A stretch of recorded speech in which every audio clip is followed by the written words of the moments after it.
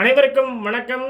நான் உங்கள் ஆர் மாசானம். இன்று தமிழகத்தின் மிக முக்கியமான நாள். ஏனென்றால் கடந்த மாதம் 23ஆம் தேதி தமிழகத்தின் மக்கள் அனைவரும் தன்னுடைய ஜனநாயக கடமையில் ஒன்றான வாக்களிக்கும் ஒரு புனிதமான செயலை சென்று வாக்குச்சாவடிகளில் செலுத்திவிட்டு அதனுடைய தேர்தல் முடிவுகளுக்காக வாக்கு எண்ணிக்கைக்காக காத்திருந்த அந்த ஒரு அற்புத வேளையிலே இந்த மாதம் கடந்த 4ஆம் தேதி தேர்தல் முடிவுகள் அனைத்தும் வாக்கு எண்ணிக்கையின் அடிப்படையில் வெளியாகின. அடுத்த தமிழ்நாட்டின் தலைமை யார் என்ற ஒரு முடிவும் எட்டப்பட்டது.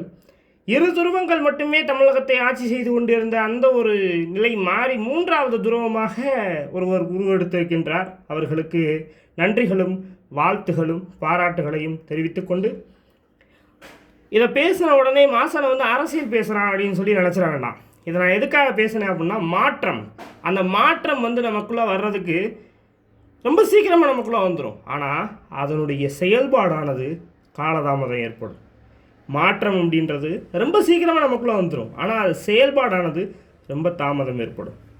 அதனால தான் சொல்கிறேன், ஒரு சில பசங்களுக்கு பள்ளிக்கூடத்தில் படிக்கிற ஒரு சில பசங்களுக்கு வேறு குரூப் எடுத்து படிச்சிருந்தா நல்ல மார்க் எடுத்துருக்கலாம் அப்படின்ற ஒரு யோசனை வரும். காலேஜில் படிக்கிற பசங்களுக்கு வேறு காலேஜில் சேர்ந்துருந்தா நல்லா படிச்சிருக்கலான்ற நினப்பு வரும். வேலை பார்க்குற பசங்களுக்கு வேறு வேலை கிடச்சிருந்தா நல்ல சம்பளம் கிடச்சிருந்தா நல்லா இருந்திருக்குமே அப்படின்ற ஒரு நோக்கம் வரும். அதனால தான் சொல்கிறேன், மாற்றம் அப்படின்றது உங்களுக்குள்ளே வந்துச்சு அப்படின்னா கொஞ்சம் காலதாமதம் ஆகும். அதனால் பொறுத்து கொள்ளவும். நன்றி. மீண்டும் அடுத்த ஒரு காணொலியில் உங்களை சந்திக்கின்றேன். இது உங்களின் ஒரு நாள் ஒரு கருத்து. நான் உங்கள் ஆர் மாசான். தேங்க்யூ.